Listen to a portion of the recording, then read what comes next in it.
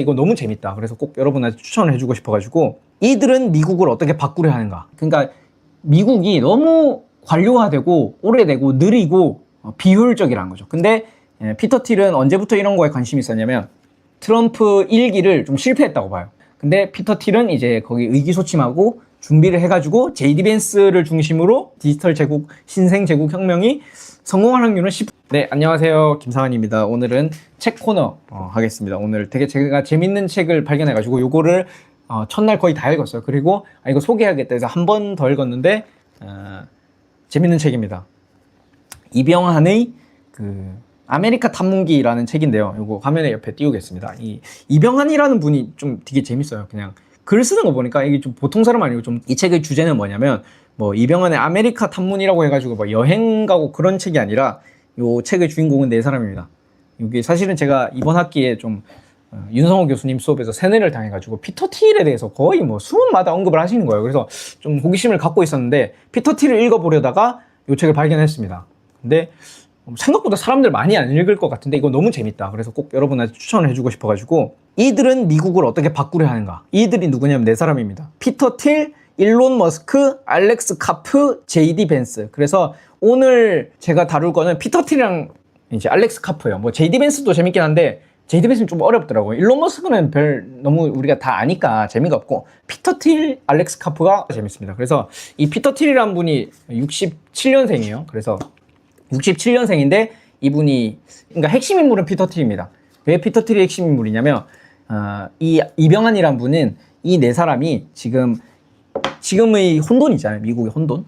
그리고 그거의 트럼프의 응전 뭐 이런 거를 트럼프 2.0으로 해석하면 안 된다는 거지. 그러면 뭘로 해석해야 되냐? 이거는 아메리카 2.0이라는 거죠. 그래서 이 피터 틸과 일론 머스크, 알렉스 카프가 미국의 신생 디지털 제국의 건국의 아버지다. 이렇게 보는 거예요. 이병한이라는 분이. 그래서 피터 틸의 소개를 쭉 합니다.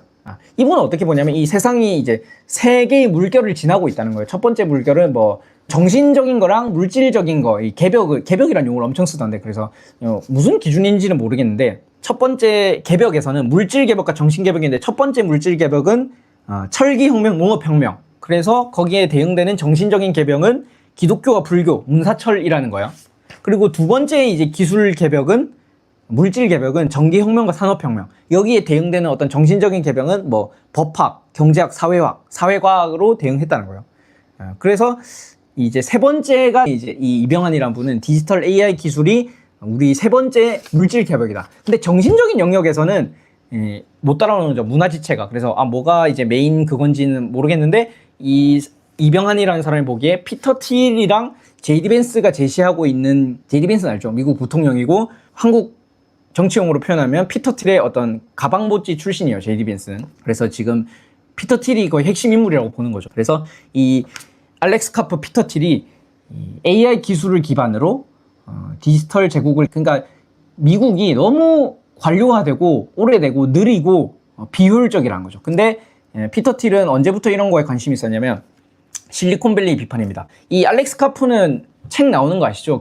더 테크놀로지컬 리퍼블릭으로 기술공화국이라는 제목으로 아마 번역이 되는 걸로 알고 있는데 곧 나온다고 알고 있습니다. 빅데이터 닥터라는 유튜버께서 요거를 번역하시는 것 같은데, 제가 요거를 너무 궁금해가지고 어떻게 인터넷 음지에서 그 원본을 구했어요. 그 파일을. 그래서 그거를 제가 직접 읽은 건 아니고 요즘에 AI 딸깍하면 나오잖아요. 그래서 그걸로 읽었는데, 제가 궁금한 부분 더 찾아보고 해서 읽었는데, 피터 틸과 알렉스 카프를 섞어서 그냥 제가 이해한 대로 제가 씹어서 이렇게 말씀을 드릴게요. 이분들은 실리콘밸리가 너무 옛날에는 테토남이었는데, 우리가 소련과의 대적을 통해서 로켓도 막 달에 보내고 이런 굉장히 테토남적인 실리콘밸리였는데, 소련과 이후에 이 68혁명도 얘기해요. 68세대. 이 피터 틸은 67년생인데 대학 스탠포드 학부 때부터 68세대에 대한 거의 혐오감을 보여요. 이분이 책을 썼는데 95년에 Diversity Myths라는 책을 써요. 그래서 스탠포드에 지금 다양성에 대한 신화가 너무 판을 치는데 이것들이 나라를 망친다. 지금의 거의 미국에서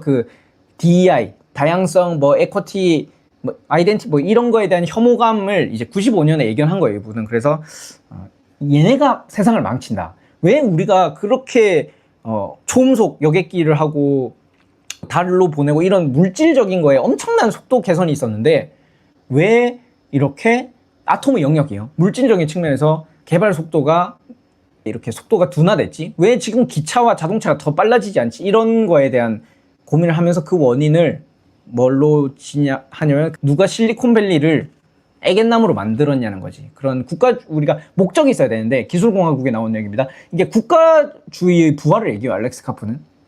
그래서 야 우리가 국가 공동체의 어떤 공통된 비전이라는 걸 굉장히 국가주의자라고 적이라고 이렇게 거부감을 느낄 수 있는데 그게 없으니까 맨날 지금 이 애견남이 된 그 실리콘밸리가 뭐 인스타그램하고 막 이렇게 이런 있잖아요. 소비 지향적인 어떤 파이오니어 정신을 가지고 뭐 엄청난 AI 기반으로 국방을 개선하고 이런 위대한 목표를 가지는 게 아니라 맨날 그냥 광고 팔아먹는 그냥 페이스북, 인스타 같은 산업만 발달했으니까 우리가 이렇게 되지 않는 거 아니야. 그래서 이분의 주장, 이 피터 틸과 알렉스 카프가 하려고 하는 거는 이 아톰의 영역에서, 물질 영역에서는 그 발전이 둔화된 건 맞는데 이 디지털 영역은 심상치 않다. 그러면 어떻게 해야 되냐면 이 디지털 기술을 기반으로 하드 파워를 다시 추구해야 된다는 거죠. 근데 이 기술공화국의 내용은 AI 기술, 디지털 기술이 워낙 파괴적이기 때문에 펜들럼이 돌아오지 않는다. 이거는 그러니까 천년 왕국 얘기를 하더라고요. 그래서 지금 국가주의적으로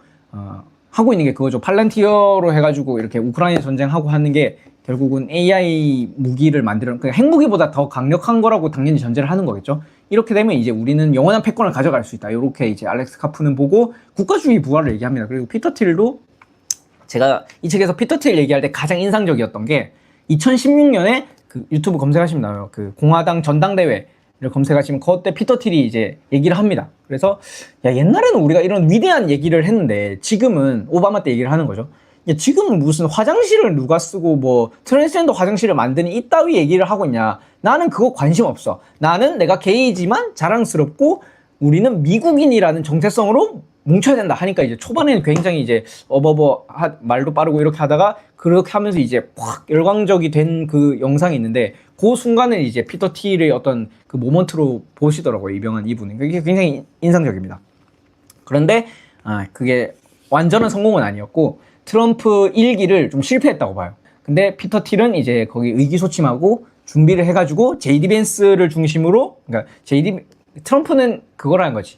어떤 캐릭터인 거고, 트럼프 4년 뒤면 임기 끝나잖아요. 근데 이 피터 틸과 알렉스 카프 이분들이 꿈꾸는 거는 그런 단순한 게 아니라 이제 내년이면 미국이 건국 250주년이래요. 근데 한 50년 동안 이런 걸 지금 막 정부 효율부 만들고 그리고 이 프로그램 있잖아요. 이 뭐죠?